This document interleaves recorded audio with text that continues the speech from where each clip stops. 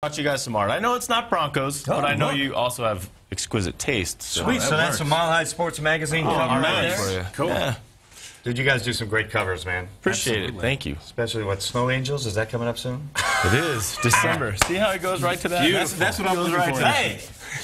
Anyway, Doug, welcome to the show, man. Yeah, we usually talk to you guys awesome. on Appreciate Skype. you guys Great to have you in studio.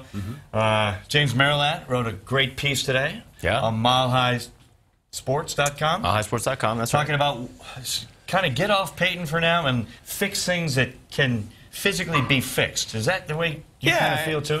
And I think one of the big points is, look, we're not going to be making quarterback change. It's not going to happen unless, barring an injury or something like that. So I think you got to look at what you have.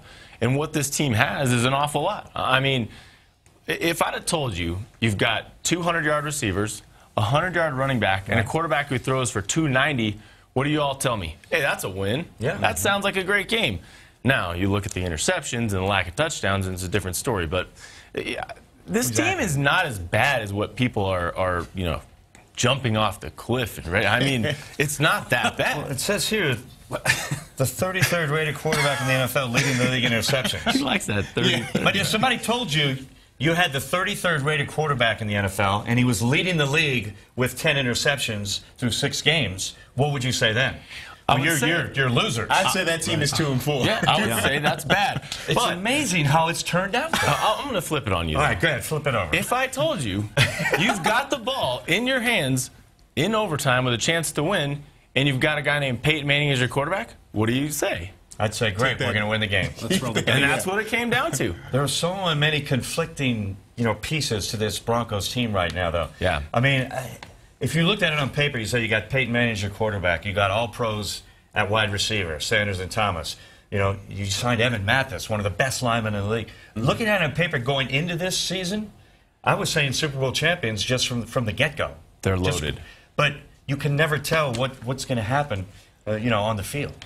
I think the most encouraging thing for me was that they ran the ball effectively. And to have a guy like Hillman put up 100 yards. And look, C.J. Anderson didn't have a great game, but he had big yards when he needed to have big yards. So I see some positives with the running backs and with that offensive line. So as you build, and this is a journey, I'm surprised they're 6-0. I mean, I really am based on how they played. Yeah. But it's a journey, and they are 6-0, and they still have things they can get better on. That's what's scary. If they can shore some things up, sure, they're one of the best teams in the NFL. I mean, if they can be the 10th, 15th ranked offense, it'd be average, right? Right. Exactly, just be average. Here's what we're not hearing, and we've heard this at various and assorted press conferences. Work in progress. Yesterday, Peyton said, look, Coach Kubiak and I, we have a commitment. We're going to continue to work. What I'm not hearing is we're close. We're this close to putting this together. Just wait.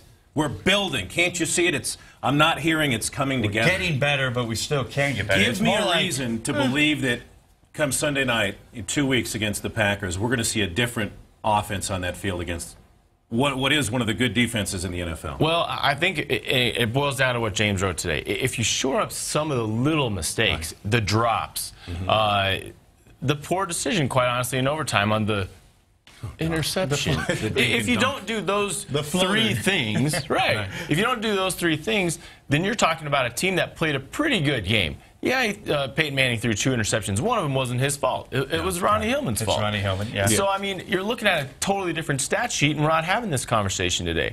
So, I think that's why, are they close? No. Could they be close? You fix some of those things? Sure. I think so.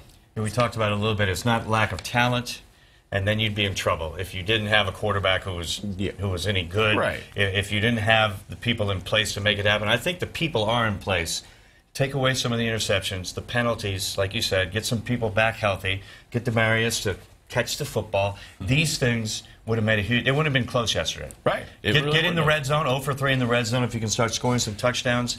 That, to me, is probably the biggest thing that this offense needs to get going. To me, the red zone and 3rd and 5 are the biggest concerns. Because what you're seeing is defenses are allowing Peyton Manning to have that underneath route. They're allowing 4 to 6 yards. But when you get down to the red zone, things tighten up. Right. They couldn't allow it if they wanted to. So that's the area that I'm most concerned about. You know, you talk about some reasons to be positive. There are, but that's the one I think they need to fix the most heading into this bye week. Well, what's the greatest thing about sports? You never know what's going to happen. That's Who's why you not play the excited games. about? Who's not already looking forward to the Packers game, 6-0 against 6-0? Who's not looking forward to saying, you know what? If Peyton Manning comes out and throws 4 touchdown passes against the Packers, we're ready to go. If the offense, people are you just get excited about it. There's no way to tell what's going to happen on that Sunday night, November 1st. Yeah.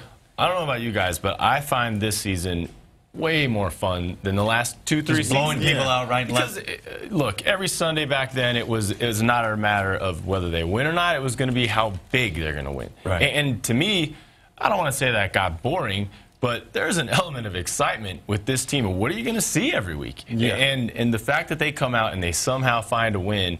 I mean, you know, you talk about all the great games against the Browns and some of the miraculous kind of finishes. This wasn't one of them, but it was a lot of fun to watch. Yeah.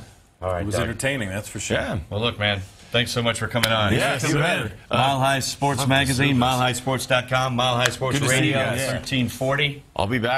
Is fun. I like what Yeah. you did with the Come on place in here. anytime you want.